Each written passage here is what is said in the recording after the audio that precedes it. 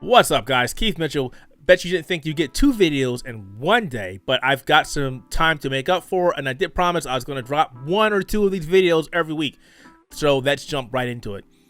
Before I went to PAX East 2020, I sent a tweet out to a number of game developers and also the hashtag. Last week, or a couple weeks ago, I made another video and also an article talking about how there's been a number of publishers and game developers wanting GeForce or Nvidia GeForce Now to remove the games from the service, but they didn't really provide a reason other than it was a misunderstanding, we don't want them there, whatever. So what I wanted to do was basically ask these developers, ask these PR companies, what's their problem with GeForce Now? Why don't you want Nvidia to have these games on their service? Now, there's a lot of misinformation out there right now, and I really wish these developers would speak out on this, but they're not really saying anything. And unfortunately, the larger outlets aren't really trying to dive into this either. Now, my last video, my article was basically saying that it's greed, and I still hold that to, I think that's what it is, because if you think about this, it doesn't make any sense, right? If you have a game on Nvidia GeForce Now, the only way you can play that game is if you own it on either Epic Game Store or I think it's GOG, Steam, and Battle.net. Well, some of the games you could, they're gone now. But the only way you can play those games is if you own them. If they're in your library, you purchase them, you legitimately own those games, which means you went through these digital storefronts to buy said games. And all Nvidia GeForce Now is a virtual desktop. It's all it is. It's just allowing you to play your game on another location outside your PC. Now, again, I'm not a publisher, I'm not a developer. I'm not a developer of games. How about that? And from what I understand, once I purchase the license, the right to use your game, I'm allowed to play that game on any PC I want to. So I can install on this machine, I can install it on my machine over there, I can install the machine at my mom's house, I can install a machine at my job. Okay, great. They don't have any problems with that. So the question still remains, why do they have a problem if I take my game and install it on a virtual desktop? And this is not the first time this has been done. People have been doing this for years. I have games installed on a virtual machine at my job for testing certain things. It's there. It runs like shit, but it's there. And there's nobody getting up in arms about it. So again, why are these companies going to Nvidia now and saying, you know what, I don't want your game. I don't want my game on your service. You need to remove it. If it's nothing other than greed. I mean, analytically, it doesn't make any sense. If I have a computer that can't run a game, but it's playable on Nvidia GeForce Now, and I spend the $60 or the $50 or however much this game costs, I just purchased the game from you, from the publisher, from the developer.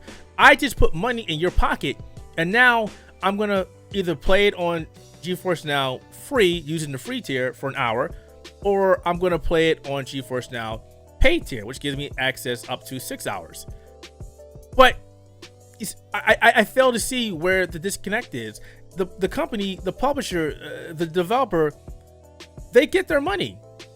I get a game I can play, Nvidia enables me to play the game. Where's the problem? It's not like they're hurting the developers or the publishers. They're not hurting. They're getting their money. Or in the current state where I own like 1,000 games on Steam, I purchased the right to play those games, right? So I can play those games wherever I want to play those games. And there was never a concern. There was nothing saying, hey, you can't play this game on this machine that has 5 gigs RAM, or this machine that has this certain processor, or this machine that only has this type of video card in it. So why is it a problem now? I keep coming back to that same question because I can't wrap my head around it. Why do developers and publishers have this problem now? And why are they not coming out and being legit and saying, we want more money, or this doesn't benefit us, or we just don't like it? I mean, just a reason saying that you just don't like it isn't really a reason now, is it? You have to be legit here. You've got to tell us, the consumers, because I really think Nvidia GeForce Now is very pro-consumer. It enables us. Yeah, we got to pay, $5 a month or maybe more later on when it comes out of the Founders Edition. It's going to go up. They said it's going to go up. But for people that are playing games on the free tier right now, and they already purchased your game, where's the problem? You know, I wanted to say where's the beef. I'm pretty sure the older generation will remember that. But nobody has said anything. All they're saying is we don't want them there. It's a miscommunication, blah, blah, blah. But there's nothing really being said. And it bothers me that I reached out to a number of different developers, to a number of different PR people or publishers, and not one has gotten back to me. Maybe because I'm not an IGN or a Kotaku or Polygon, so they don't feel that speaking to me is worth their time. So why don't these larger companies reach out to these publishers and developers and ask the same questions? Why or is it the smaller people in the gaming industry or the gaming journalist industry asking these questions? Why is it the YouTubers and the streamers want to know what's going on? Why? Because we want to know what's going on with this ability, this service that is very pro-consumer, where these companies are being very anti-consumer. It doesn't make any sense. So again, I'm asking the question to the Blizzards, to the Activisions, to whoever requested Nvidia to remove their games from GeForce Now. Where is the problem? Where is the disconnect?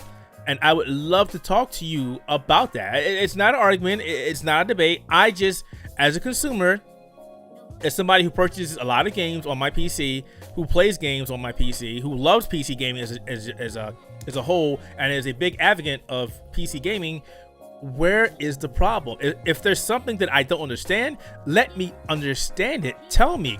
But being quiet and saying nothing about it, it doesn't help anybody. Be transparent. If anything, be 100% transparent. If there's a legit reason why you don't want these games on the service, tell us. That's all you got to do. We're logical. Well, most of us are logical. If you tell us why you don't want these games on this service, then we'll understand.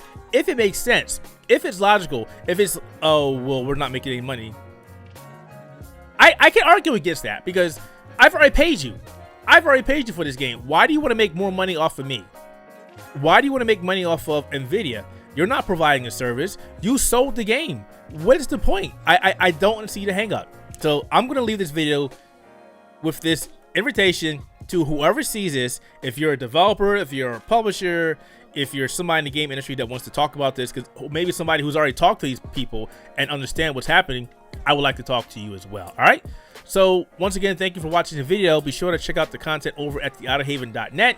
Be sure to check out our gaming podcast, Spectator Mode podcast, the Nintendo Entertainment podcast, and all the other great content over at our website. And once again, everybody, if you liked the video, if you want to see more of my beautiful face, be sure to hit the subscribe button, or if you're already subscribed, hit the notification bell. All right, I will talk to you all later. Take it easy. I wanna take you for a ride.